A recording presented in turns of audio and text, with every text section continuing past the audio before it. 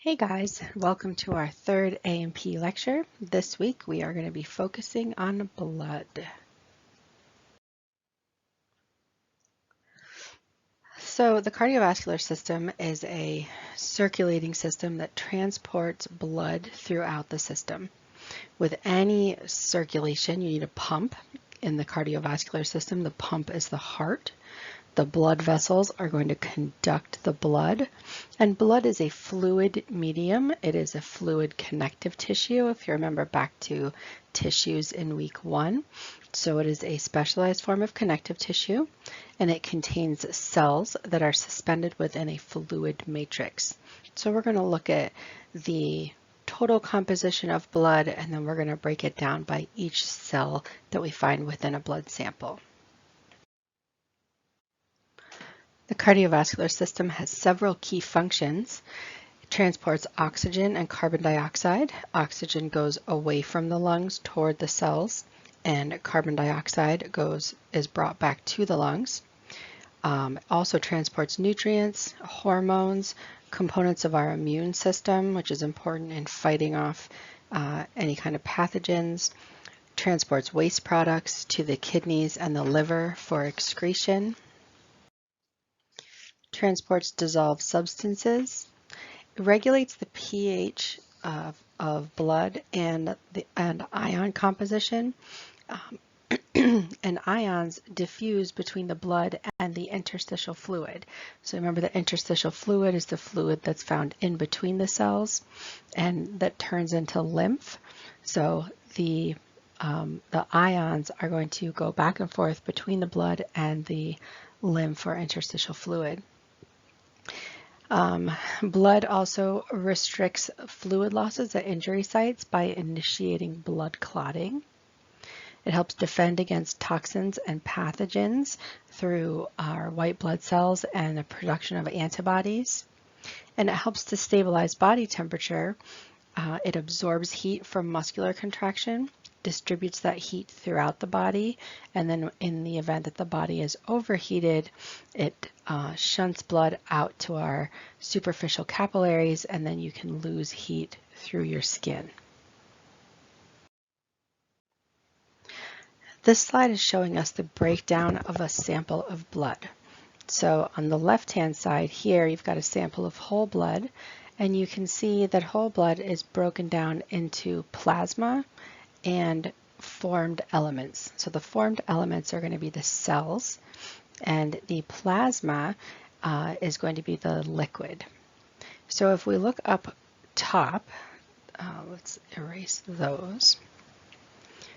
So if we look up here, the composition of the plasma, 7% of it is plasma proteins, and those plasma proteins are shown up here in this blue box. So albumins make up 60% of our plasma proteins, globulins are 35%, fibrinogen is 4%, and regulatory proteins are less than 1% of our plasma proteins.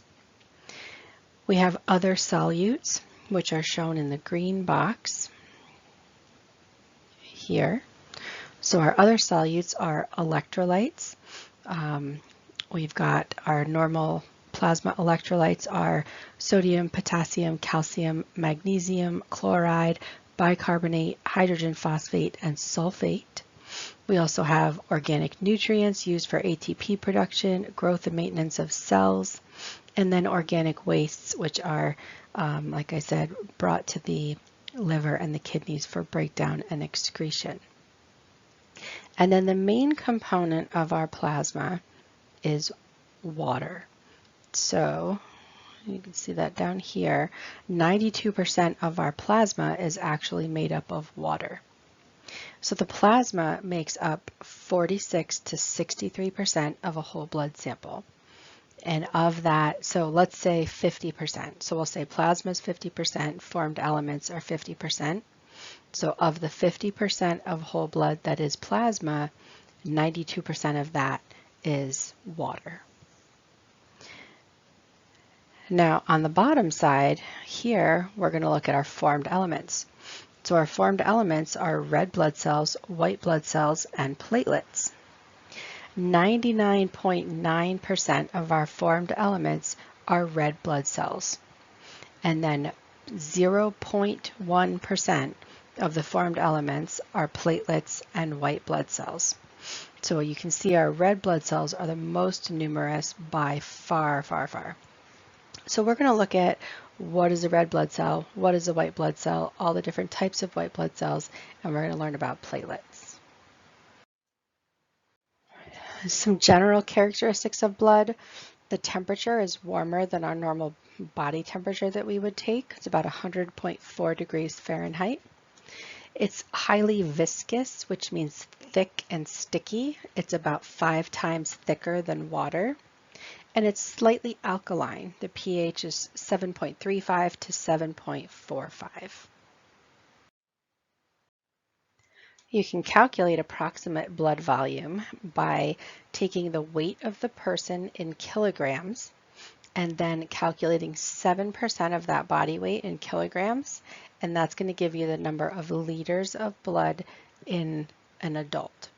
So a 165-pound individual weighs about 75 kilograms. So 7% of 75 kilograms is 5.25.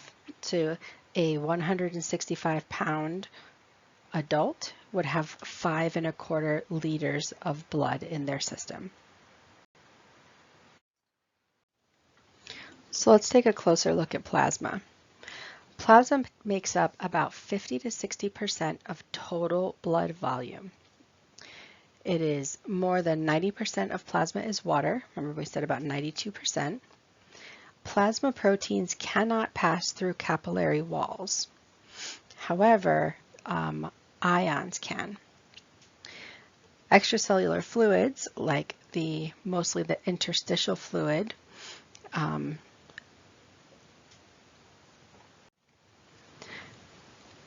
so the materials from the plasma and the interstitial fluid can exchange across the capillary walls. Capillaries have little gaps in their walls, and that's what allows for this exchange of water, ions, and small solutes, but the plasma proteins are too large to actually pass through those capillary walls.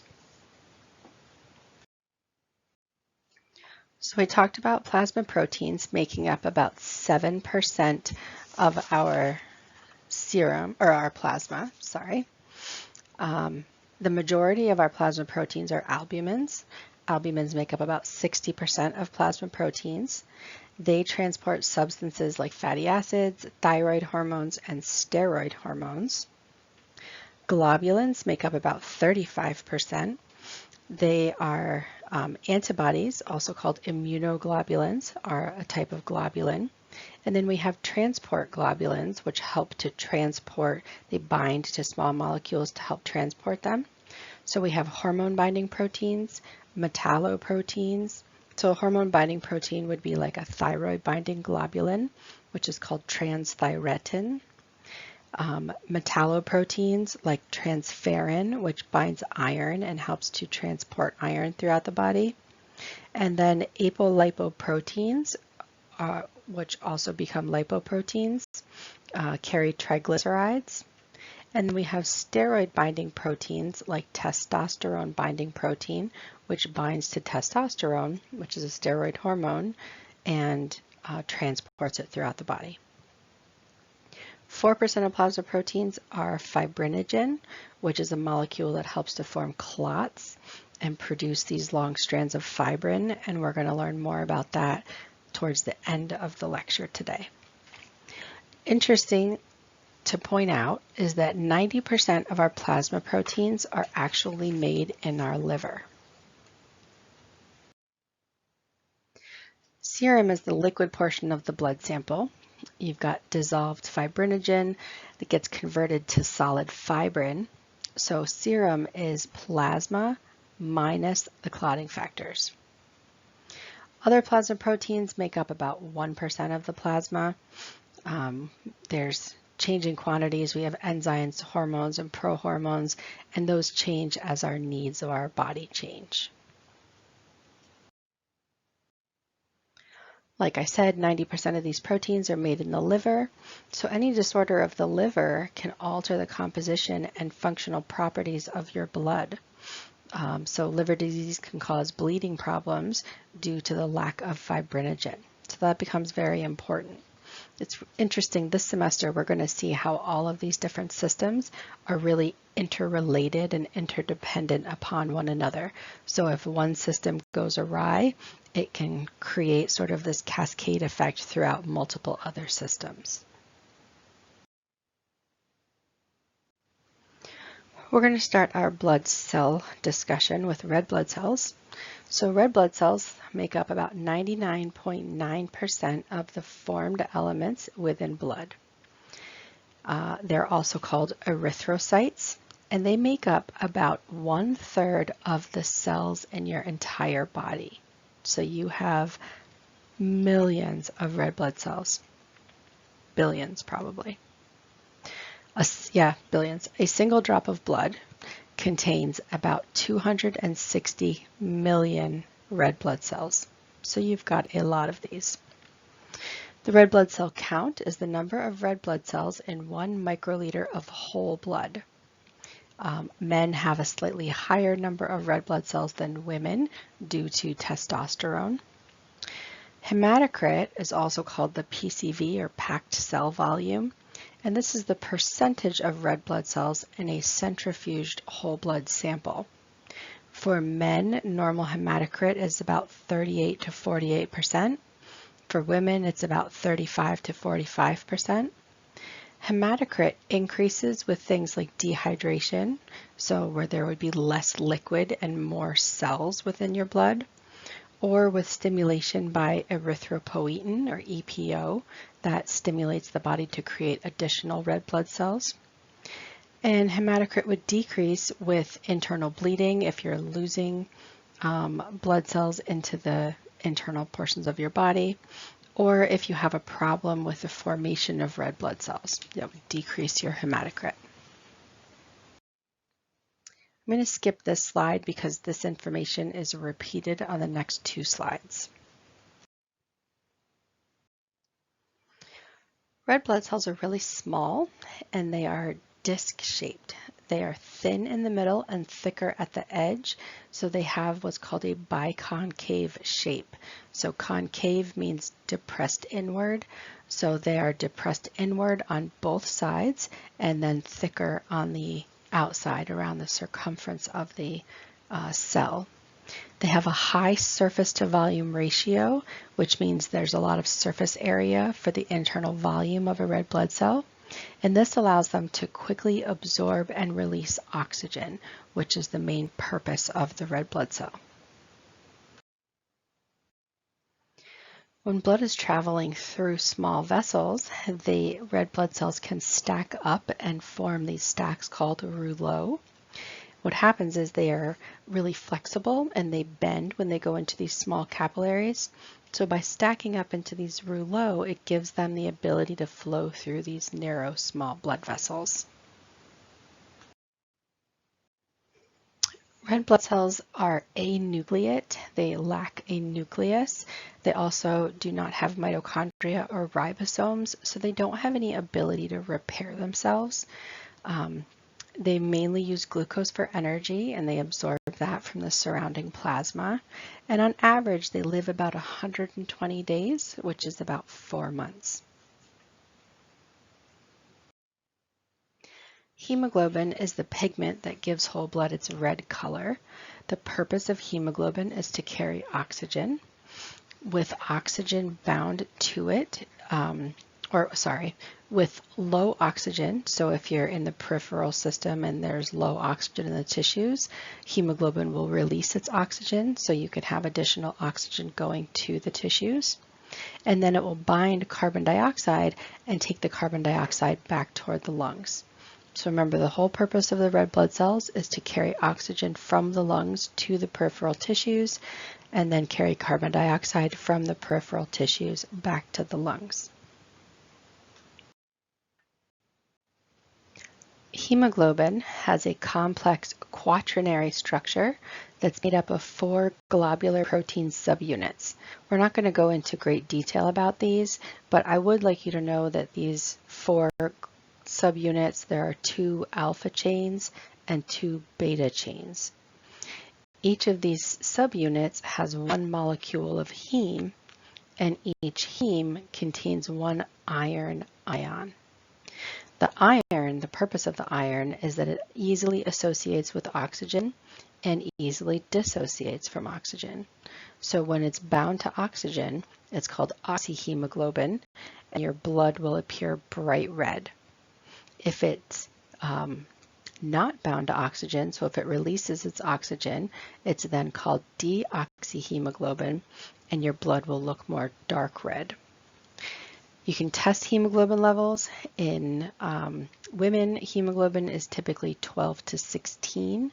In men, it's 14 to 18. And that gives you, if you're looking to see if somebody is anemic, you would look at their hemoglobin levels, as well as their hematocrit levels. This picture on the left-hand side is showing you a normal red blood cell. Here you can see that it's concave in the center and then thicker out here on the edge. On the right-hand side, we're looking at a sickle cell. So it's a red blood cell that has not formed appropriately, and this would be in sickle cell anemia. Sickle cells have an abnormal form of hemoglobin, and they end up sticking together and clumping together, and they don't carry oxygen in the way that a normal red blood cell does. So you end up with oxygen depletion in the peripheral tissues, which gives you a anemia. Anemia signs and symptoms are weakness, lethargy, and confusion as you have decreased oxygenation in your peripheral tissues. You can also become tachycardic because as your oxygen level go down in your tissues, your heart is going to try to pump more blood to make up for that low oxygen, so you're going to have a much faster heart rate. We said earlier that red blood cells live for about 120 days. So about 1% of our circulating red blood cells wear out each day, which is the equivalent of 3 million red blood cells per second. So when they start to wear out and they're not working appropriately, the macrophages that we're going to actually learn about later that are found in the liver, the spleen, and the bone marrow are going to monitor those red blood cells. They're going to notice when they're starting to wear out or malfunction, and then they're going to phagocytize or engulf the red blood cells before they rupture on their own. A ruptured red blood cell is called hemolyzed, or hemolysis is rupturing of red blood cells. But when they're engulfed by the macrophages beforehand, they can actually recycle the iron that's in the red blood cells. So this is a overall view of the recycling of red blood cells, but we're going to use the next few slides to go through each section at a time. So this is the first step, which is from the upper left-hand corner of that last picture. So the purple, the large purple cell is a macrophage, and those are found in the liver, the spleen, or the bone marrow. And here you can see this macrophage is engulfing a red blood cell. So the red blood cell has gotten to the end of its lifespan, and about 90% of red blood cells are going to be phagocytized by macrophages. The macrophage is then going to break that red blood cell down into its parts.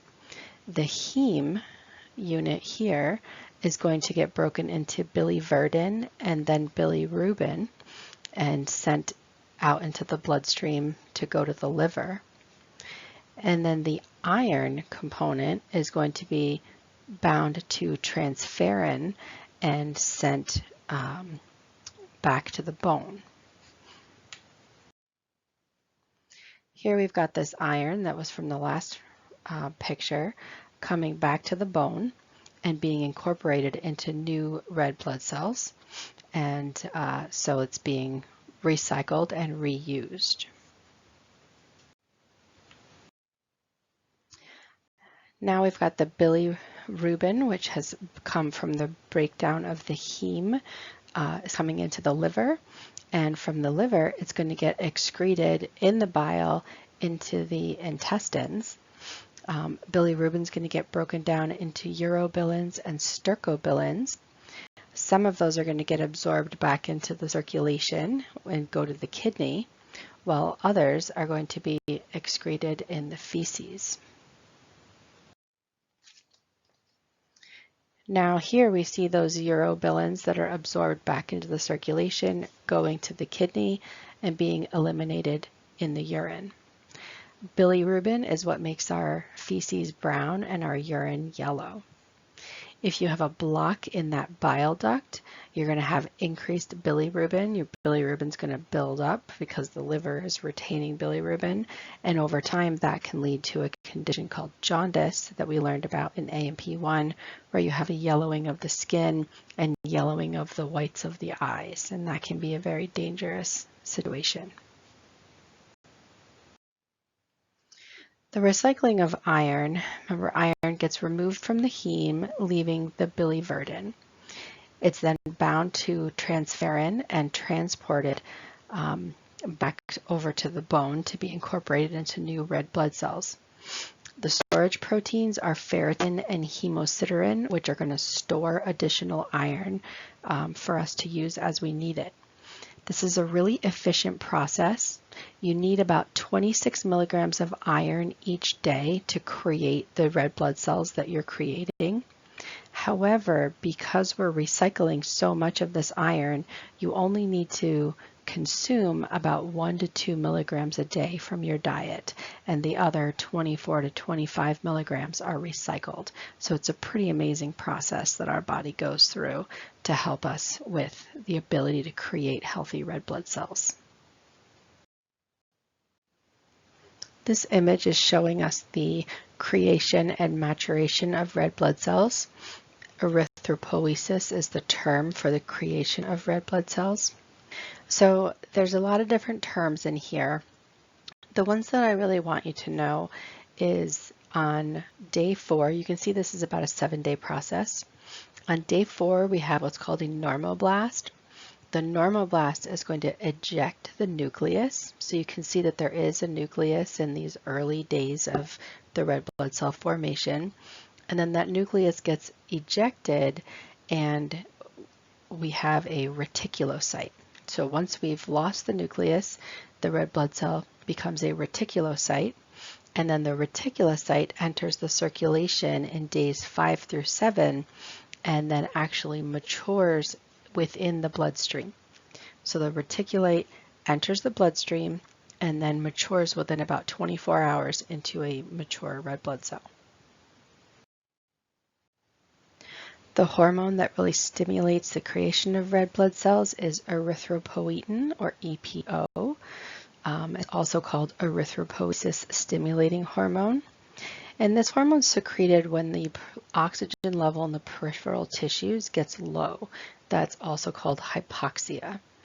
This happens with multiple diseases, and also when you're in a high altitude, your oxygen levels are lower, and so it stimulates your body to release erythropoietin so you can create more red blood cells and therefore carry more oxygen to your peripheral tissues.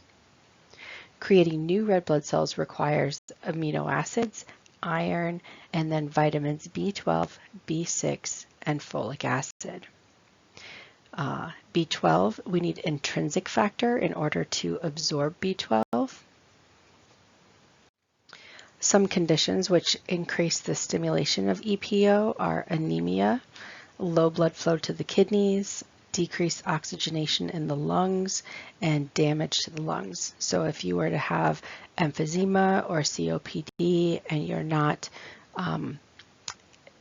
exchanging enough oxygen and carbon dioxide at the lungs, that can cause increased stimulation of EPO.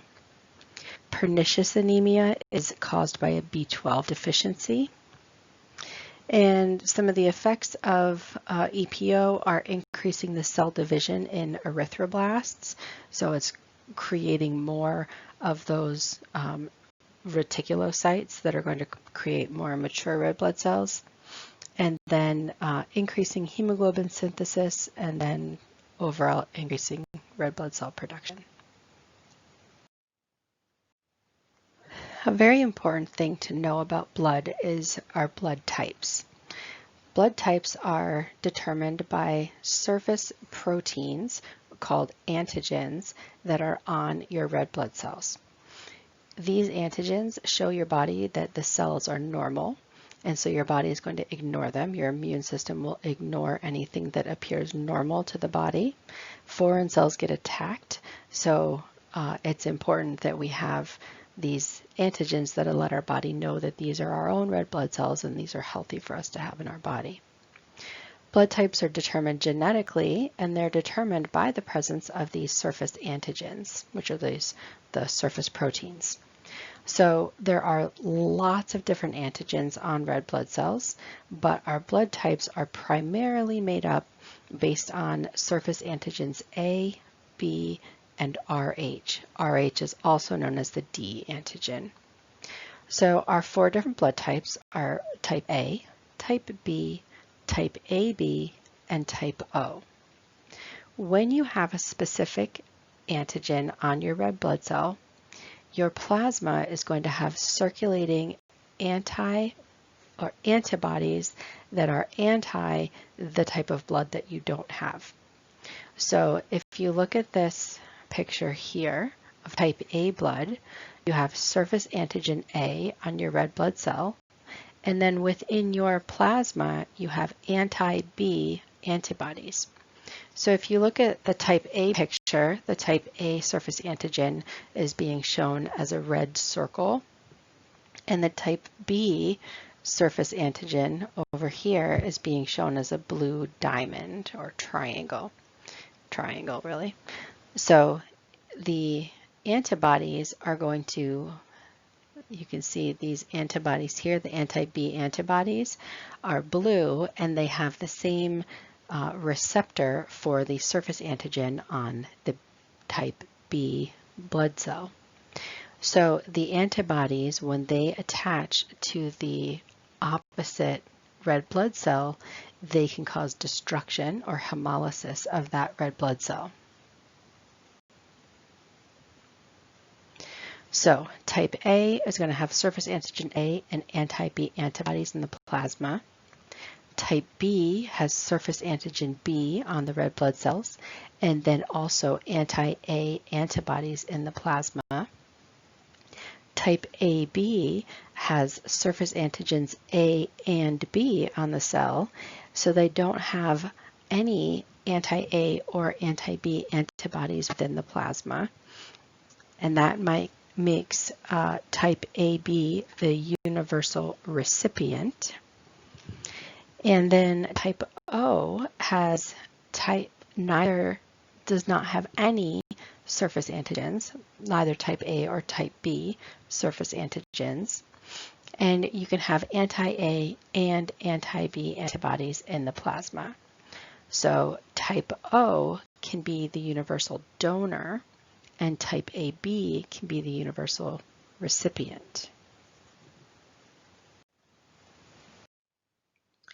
The Rh factor, also called the D antigen, is either present or not present.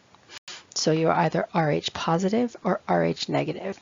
So if you've heard before that somebody has A positive blood, that means they have surface antigen A on their red blood cell, they have anti-B antibodies in their plasma, and they are Rh positive. So they have Rh or D antigen proteins on their red blood cell. When you are Rh negative, you do not have anti-Rh antibodies in your blood unless you have been exposed to Rh positive blood. The main time that this happens is if you have an Rh negative mother giving birth to an Rh positive child. During the initial birth, so the birth of the first child, the mother who's Rh negative is exposed to the child or the baby's Rh positive blood. and they have a reaction that sensitizes them, and the mother will produce anti-Rh antibodies. Now, this has no effect on this first birth or this first pregnancy. However, in subsequent pregnancies, you can get what's called hemolytic disease of the newborn, because now the mother is pregnant with the second child that's Rh positive, and the mother has anti-Rh antibodies in her system. So during the birth process, when blood is mixed, the newborn can, or the mother's blood plasma, the antibodies can attack the blood cells of the newborn, and this can be fatal for a newborn.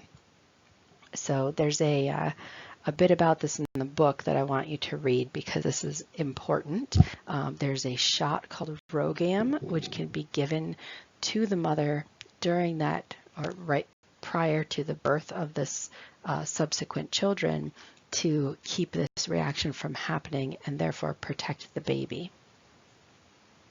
Cross reactions with blood transfers can happen with more than just the A, B, and Rh antibodies, or antigens, sorry. So they do what's called a blood type or cross-match testing. So you expose the blood of the donor to the plasma of the recipient and watch for a reaction. So you would actually take the plasma from the recipient, take the whole blood from the donor, and mix them together. And if there's going to be a reaction, there will be hemolysis and agglutination. So the red blood cells will stick together and begin to rupture if there's going to be any kind of a cross reaction. And that's really important if you're doing blood transfusions. You want to make sure that you're giving compatible blood between the donor and the recipient, so that the recipient does not have a reaction, in which case all of the cells are going to get attacked. So there's a lot that goes into it. In lab this week, we're going to do a fun little exercise about blood typing. So this is showing you some tests when you're testing for blood type. So we've got the blood sample in the left-hand column here, and when the sample is all red everywhere like this, that's a healthy sample. And then we're looking for, the blood is being exposed to anti-A antibodies, anti-B antibodies, and anti-D antibodies. So on this first one here, you can say that with the anti-A antibodies, there was agglutination or clumping of those red blood cells. So that means that there has to be A antigens on the blood cells in that sample. The anti-B antibodies had no effect, so there's no B antigen on that red blood cell. And the anti-D antibodies did cause agglutination, so there is the D antigen or the Rh antigen on that cell. So this cell in this blood sample would be A positive, okay? So we agglutinated with anti-A antibodies and anti-D antibodies, which means that we have A surface antigens and we have D or Rh surface antigens. So let's go through the next one and see if we can figure that out. So anti-A had no effect. So that means there's no A antigens on this blood sample. Anti-B caused hemolysis. So this person has B blood type. And then you want to look at anti-D that also caused hemolysis. So this person would have B positive blood. If the anti-D were all still red like this, then this person would have B negative blood. In our third sample, anti-A caused hemolysis, so we have A antigens, Anti-B caused hemolysis, so we have B antigens. So we know that this person has AB blood. And then the anti-D also caused hemolysis, so this person has AB positive blood. This person was A positive, and this person was B positive. Our very last example here, you can see that there is no agglutination in, well, this is the main sample. So anti-A, there's no agglutination, so there's no A antigen. Anti-B, no agglutination, so there's no B antigen. So that means this person has O blood. And anti-D, there's no agglutination, so this person has O negative blood. If the last one had looked like this, then the patient would have had O positive blood. So this is what we're going to do in lab this week. Here's our discussion of that hemolytic disease of the newborn that I was talking about, where you've got the Rh antigen in the fetus. The mother is getting exposed to that, the blood, the fetal blood here with the Rh factor. Then the mother is going to produce these anti-D antibodies, and during the subsequent pregnancy, the mother's blood is the plasma antibodies from the mother's blood are going to attack the Rh positive blood of the newborn.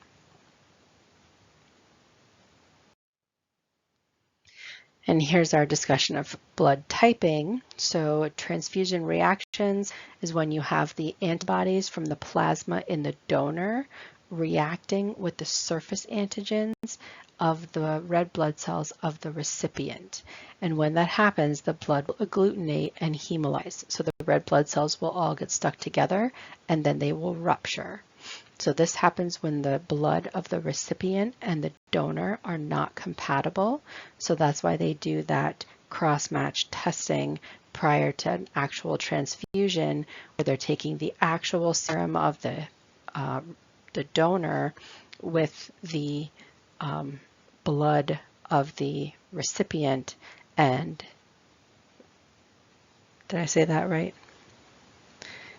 No, the blood of the donor with the plasma of the recipient, and watching for that reaction to make sure that there are no antibodies in the plasma that are going to attack the blood cells of the recipient.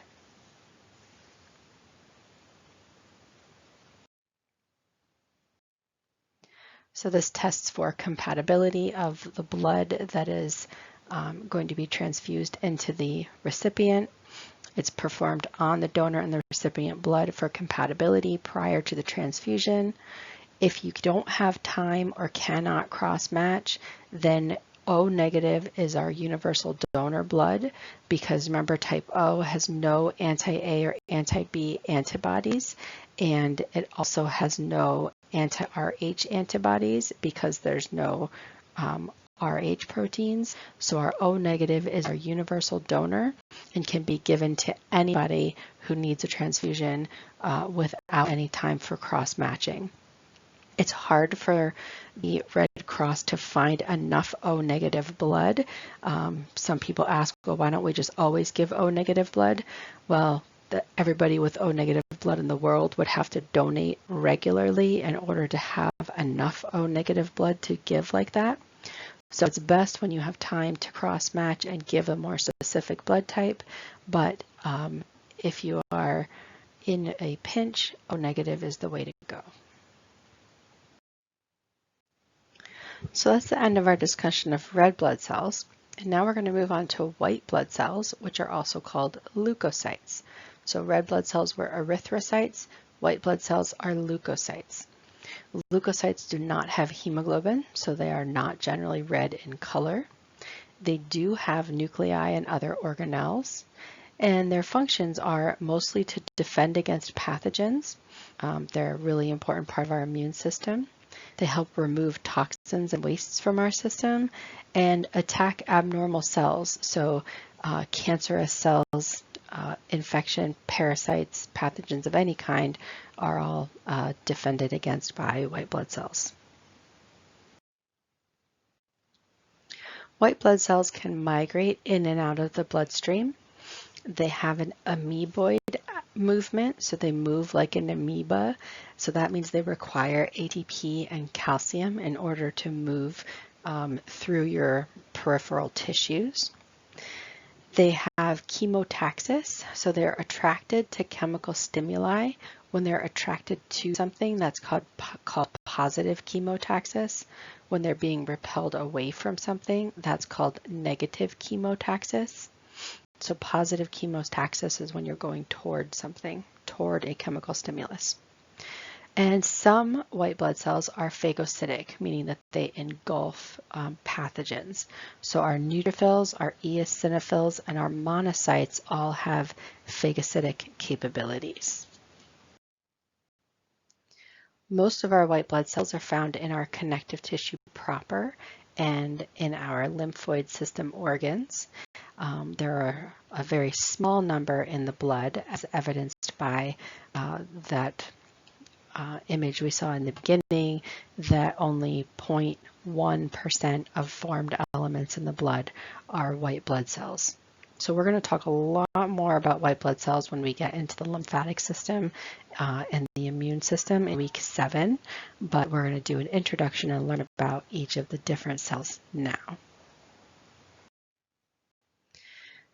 Different types of white blood cells: neutrophils, eosinophils, and basophils.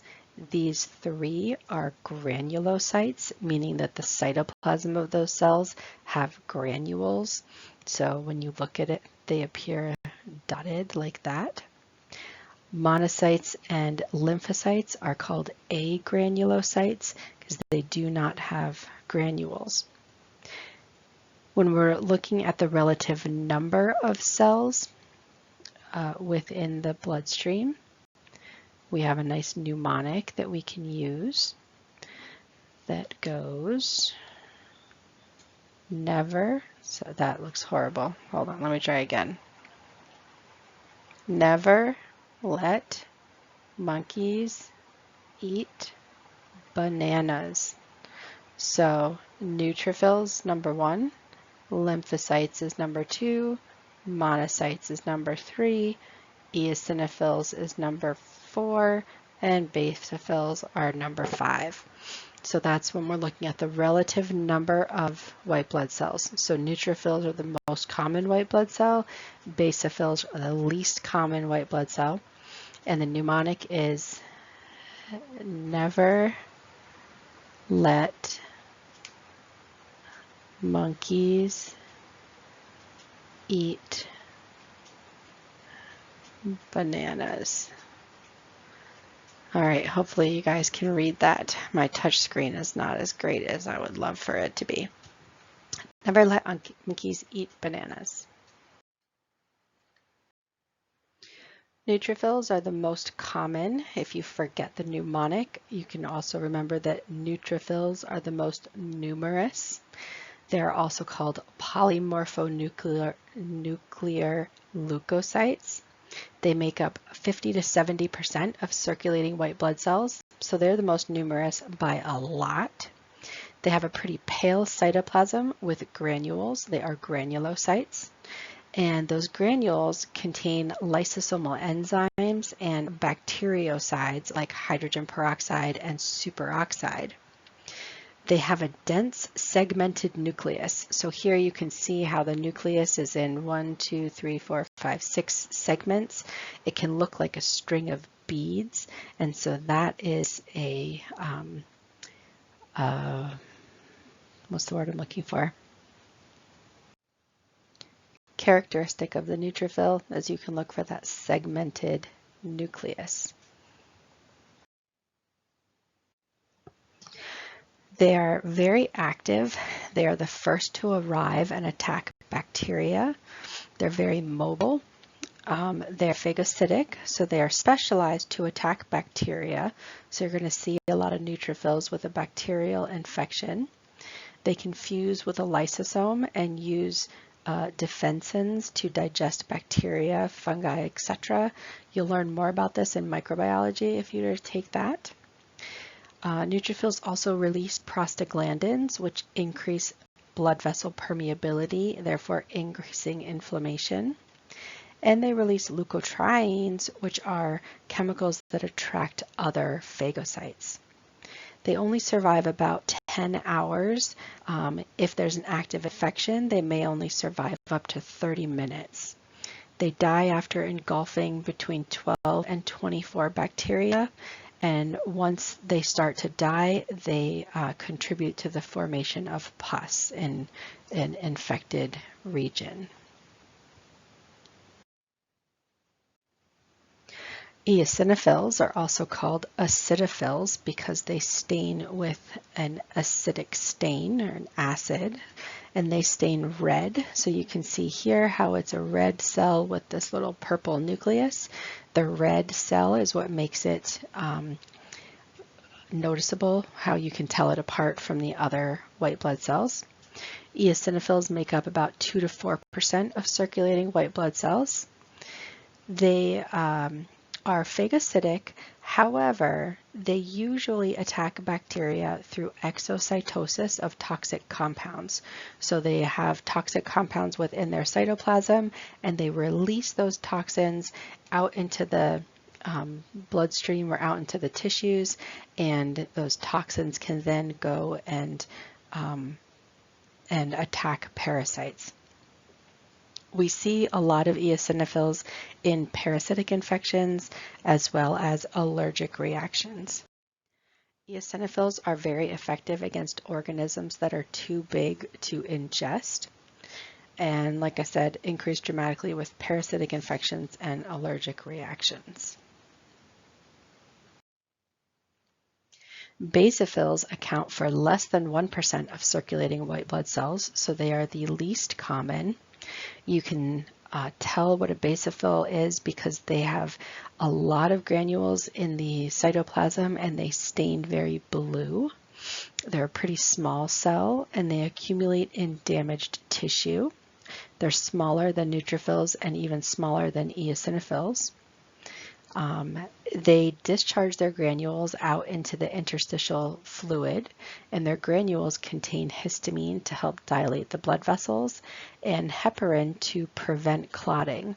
So they increase local inflammation that's produced by mast cells. So they're really improving on or enhancing mast cell activity. And they have that deep purpley blue stain. They also release chemicals to attract additional eosinophils and basophils to the area through that positive chemotaxis. Monocytes are the first agranulocyte that we're going to talk about. They make up about 2 to 8% of circulating white blood cells. They're very large and spherical. Monocytes, you can remember it, monocyte is a monster cell, so they're much larger than the other cells. They have a large oval or kidney-shaped nucleus, and you can see that that nucleus takes up a large portion of the cell. They circulate about 24 hours within the bloodstream, and then they migrate out to the peripheral tissue where they become macrophages. And macrophages are aggressive phagocytes. So they are going to patrol the peripheral tissue and release chemicals to attract neutrophils and monocytes. And they also attract fibroblasts to produce scar tissue in an area where there's an active infection that's being fought. So they're an aggressive phagocyte, so they're going to be fighting against pathogens and engulfing pathogens. Lymphocytes make up 20 to 30% of circulating white blood cells, so these are the second most common cell behind neutrophils. They're larger than red blood cells, but not as large as monocytes. They have a large round nucleus with just a thin halo of cytoplasm, so the nucleus takes up almost the entire cell. They continuously migrate from the bloodstream out to the peripheral tissues and back to the bloodstream. But most lymphocytes are within the tissues, not in the blood. And a lot of them are found within the lymphatic tissues or lymphoid organs. They're part of the body's specific defense system, and there are 3 different classes of lymphocytes. So T cells are for cell-mediated immunity. They coordinate the immune response against pathogens, and they attack foreign cells directly, or attack pathogens directly. B cells are for humoral immunity. They produce antibodies which travel throughout the body and differentiate into plasma cells. So the B cells differentiate into plasma cells. The plasma cells produce antibodies, and the antibodies are going to travel throughout the body within the blood and the interstitial fluid. We're going to learn a lot more about this in week 7. And then natural killer cells are the 3rd class of lymphocytes. They are immune surveillance cells, and so they travel throughout the body and detect and destroy cancer cells. So their natural killer cells are very important in detecting and preventing cancers.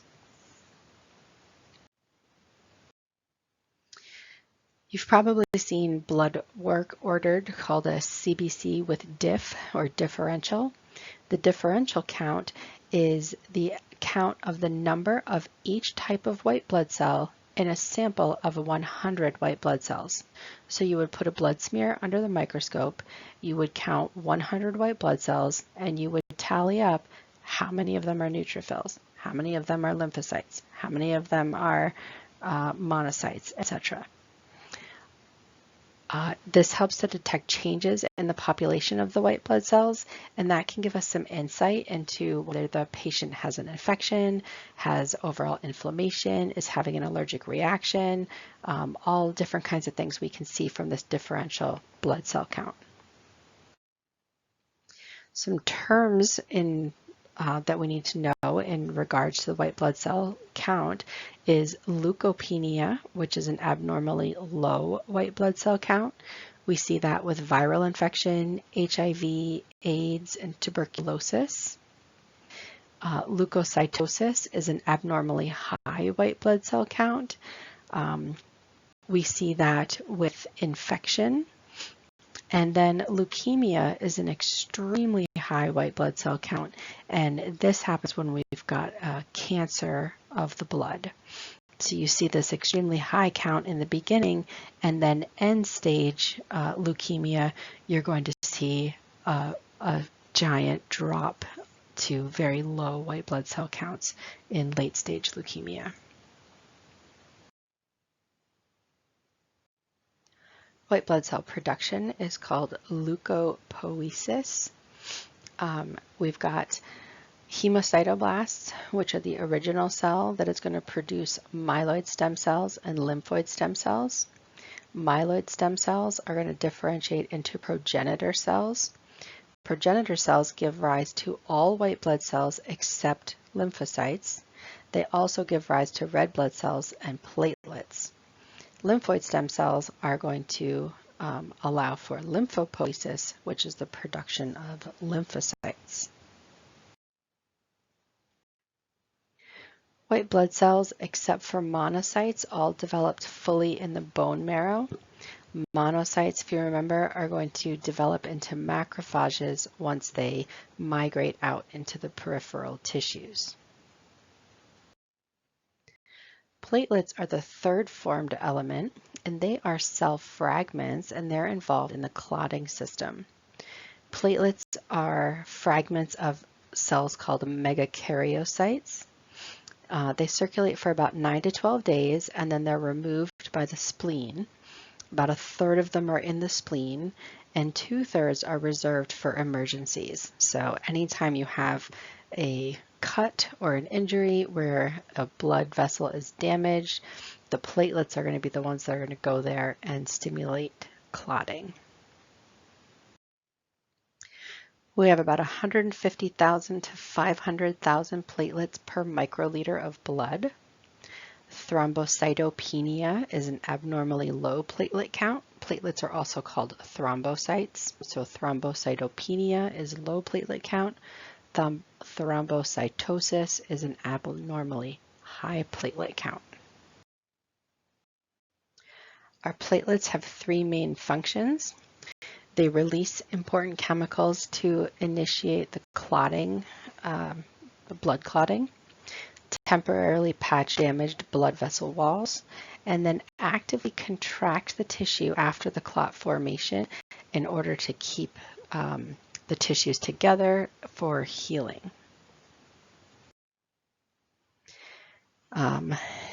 The production of platelets, which is called thrombocytopoiesis, occurs within the bone marrow. The progenitor cells we talked about before create megakaryocytes.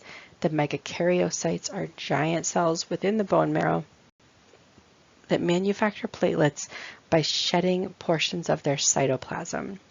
And a single megakaryocyte can produce about 4,000 platelets.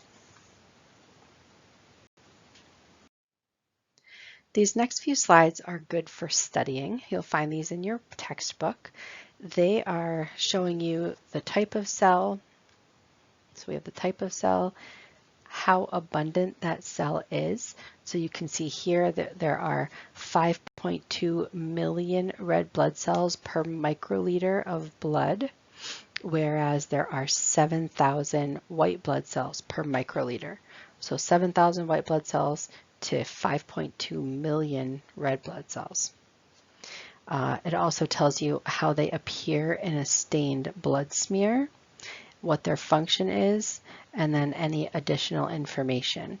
So those will be good study tools for you to go through, but I'm going to skip through these next few slides because we've already discussed this information, so it would be kind of redundant of your time right now.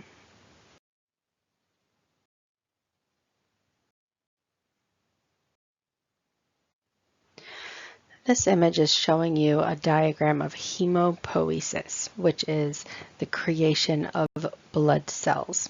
So remember, erythropoiesis was red blood cells, leukopoiesis is white blood cells, lymphopoiesis is specific to lymphocytes, but hemopoiesis is production of all blood cells. So I don't need you to know every piece of this.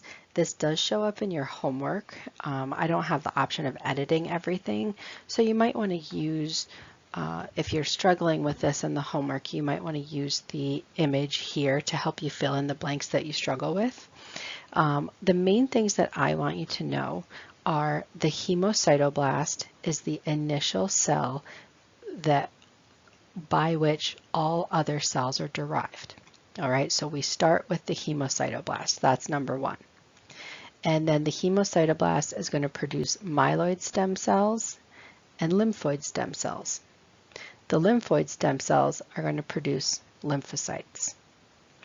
The myeloid stem cells are going to produce red blood cells, megakaryocytes, and the all other white blood cells. Okay. As far as all of the enzymes required or hormones required, the one that I really want you to know is EPO, erythropoietin, stimulates additional red blood cells. And then potentially this multi-CSF is what differentiates the myeloid stem cell into the progenitor cells that create all of these different types of red and white blood cells and megakaryocytes. But for the main part, really, erythropoietin is the thing that I might ask you about on a test. The rest of it does show up in your homework, so just know that you can use this when doing your homework to help you fill in the blanks. But I would encourage you to do the best that you can so that you can really think through the whole process before utilizing the image to help you. So again, what you're knowing is the hemocytoblast is the main cell by which all other cells are going to be derived. So the hemocytoblast differentiates into the lymphoid stem cell and the myeloid stem cell. The lymphoid stem cell creates lymphocytes. The myeloid stem cell with erythropoietin creates red blood cells. And then the myeloid stem cell also produces megakaryocytes, which in turn produce platelets. And the myeloid stem cell also produces progenitor cells, which then produce all other white blood cells besides the lymphocytes.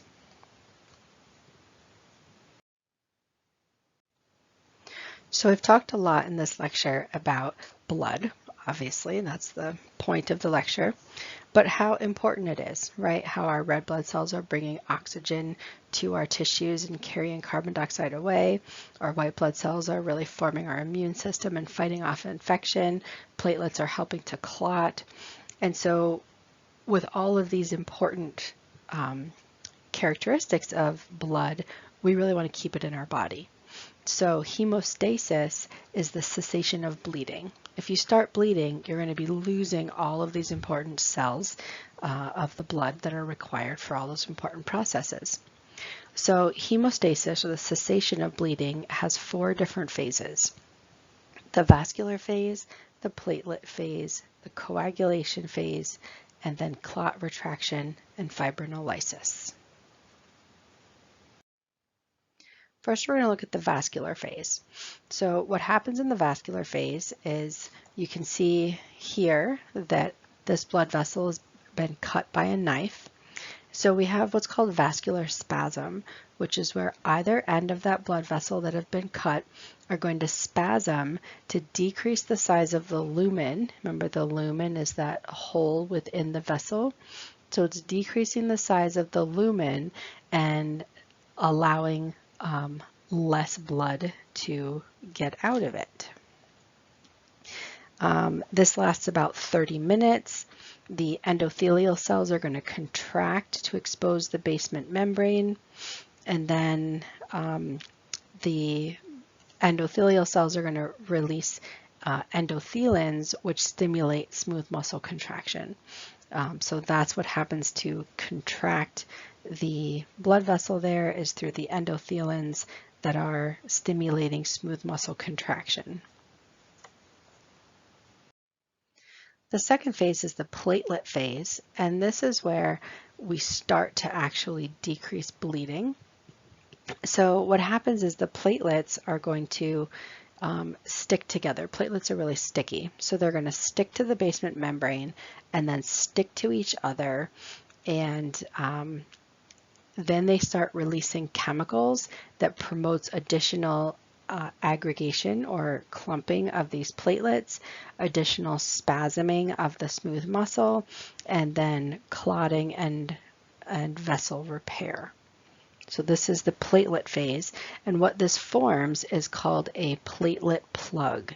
And so that is a clot that is plugging really the hole that we've had in this blood vessel.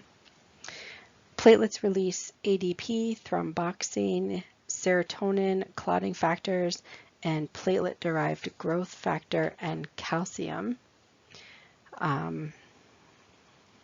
That's probably all we have to know here.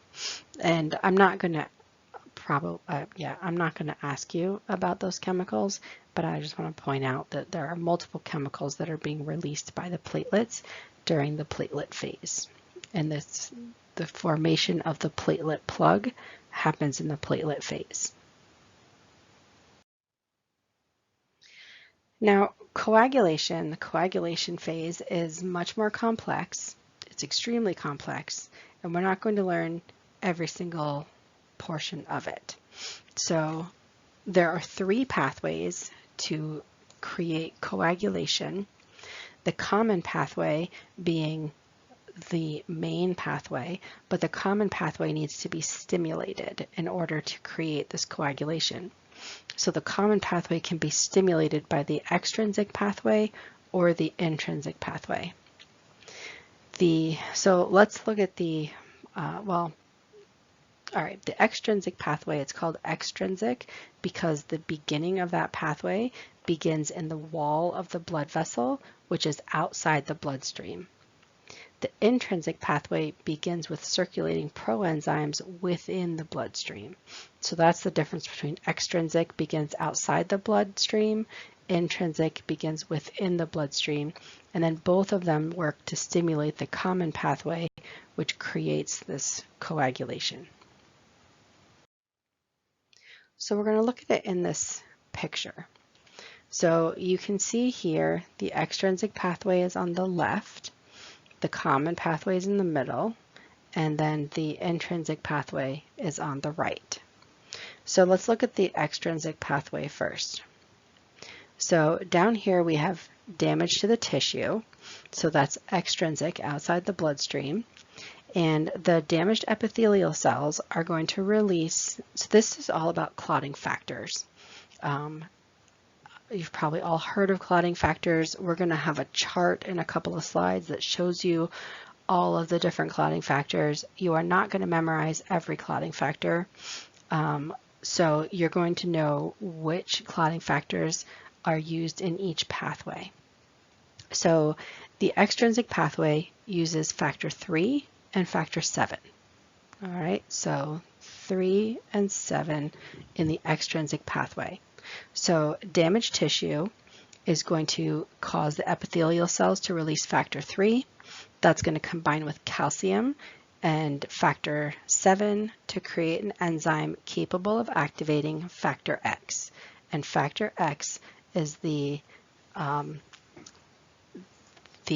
factor that needs to be stimulated in order to go through this common pathway. All right, so extrinsic pathway begins outside the blood, tissue factor 3. So we have factor 3 and factor 7, which are going to create tissue factor complex that is going to be capable of activating factor X and therefore activating the common pathway. The extrinsic pathway is short and very fast, so it is the first to stimulate the common pathway. All right, so the extrinsic pathway is number 1. So it's the first to quickly stimulate the common pathway. Second, the intrinsic pathway begins with proenzymes within the blood, and then utilizes factors 8 and 9, and is assisted by, PF3.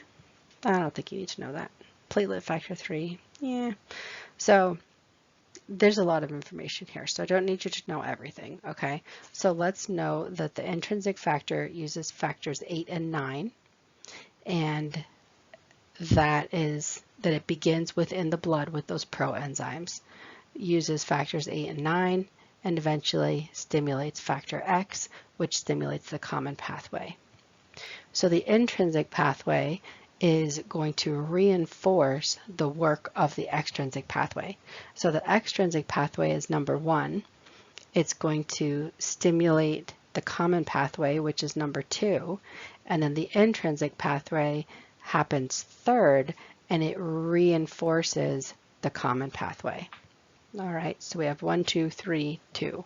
So 2, the common pathway, is the most important pathway, but it needs to be stimulated. So it's stimulated first by the extrinsic pathway and then reinforced by the intrinsic pathway.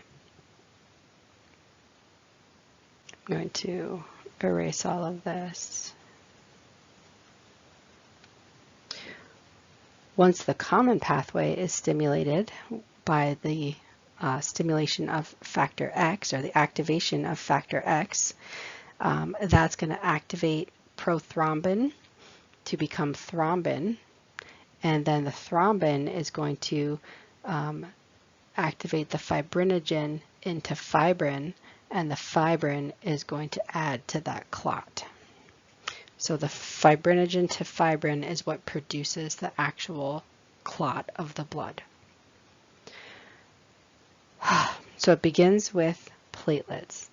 The platelets are going to release factors, along with the damaged tissue is going to release factor 3 that is going to combine with factor 7 in the extrinsic pathway to stimulate factor 10 in the common pathway.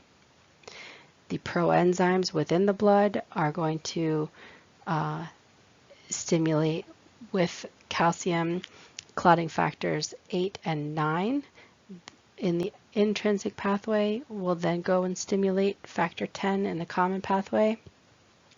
Once factor 10 is stimulated, prothrombin will turn into thrombin. Thrombin will stimulate fibrinogen to become fibrin, and then fibrin creates the actual blood clot. This is actually, we're going to go to the next page before we talk about this.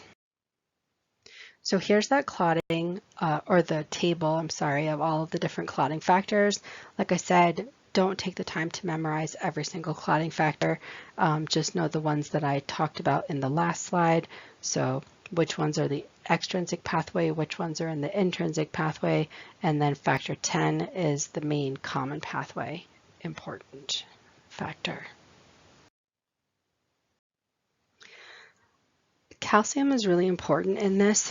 I kind of glazed over it, but if you go back to the picture that we were just looking at, calcium is required in the extrinsic pathway and the intrinsic pathway in order to activate these clotting factors and therefore allow stimulation of the common pathway. So any disorder that lowers calcium concentrations can impair your ability to clot.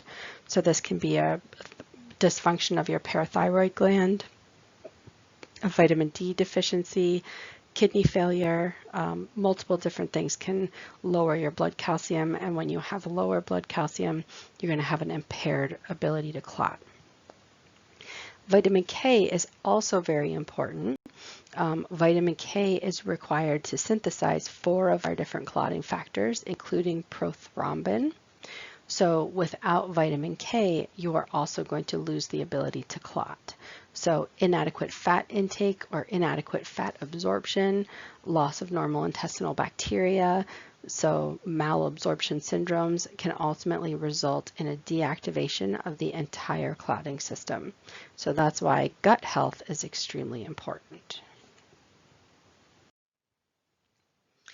So we talked a lot in A&P1 about negative feedback and how most of the things in our body are negative feedback mechanisms, but blood clotting is a positive feedback mechanism. So we've got damage to this blood vessel here, and that's going to cause the blood vessel wall to release chemicals to begin the blood clotting process. Those chemicals are going to start a chain reaction in which the platelets are going to form together and form a platelet plug. As clotting continues, we've got chemicals that are released to accelerate the clotting process. And the more platelets that aggregate, the more chemicals are getting released, the more clotting is going to occur. And so this is a positive feedback loop until the blood clot is completely intact and bleeding has stopped. Once the bleeding has stopped, the blood vessel wall is repaired, the chemicals will stop being released by the blood vessel, and the clotting process will cease. And then last, we have clot retraction. So once the fibrin meshwork has formed, the platelets and red blood cells are going to stick together. The platelets are going to actually contract, and the entire clot starts to contract. The blood vessel, the ends of the vessels will come together, and everything will kind of tighten up over about 30 to 60 minutes.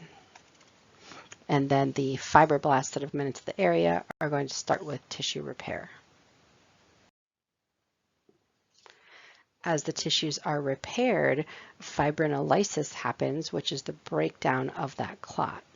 So plasminogen is activated, produces plasmin, and the plasmin digests the fibrin strands and erodes the foundation of the clot, thus eroding that blood clot and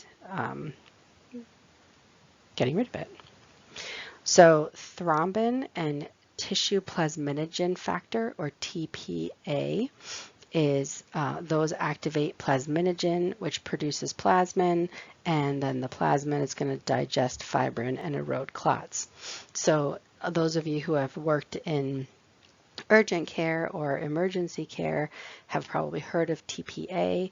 TPA is given post-stroke or when a patient is actively undergoing a stroke, and it helps to stimulate this process of creating plasmin, which can break down the clot. So a stroke is when a blood clot has occluded an artery and cut off blood circulation to a part of the brain. And so without oxygenated blood, tissues begin to die within minutes. So we want to get rid of that clot as soon as possible. So the administration of TPA, or tissue plasminogen, can actually help to dissolve that clot and restore normal blood flow and decrease the long-term effects, or at least decrease the damage that is done by a stroke. So that ends our lecture for today. Go over this stuff a few times. Some of it's not that bad, pretty easy. Some of it's much more involved. So you want to make sure that you're going over the involved things and really spend some time looking at the blood types and blood typing, and figure out exactly how that all works out, because that's very important when we're going into the medical field. I will see you guys all back next week, and I hope you have an excellent week.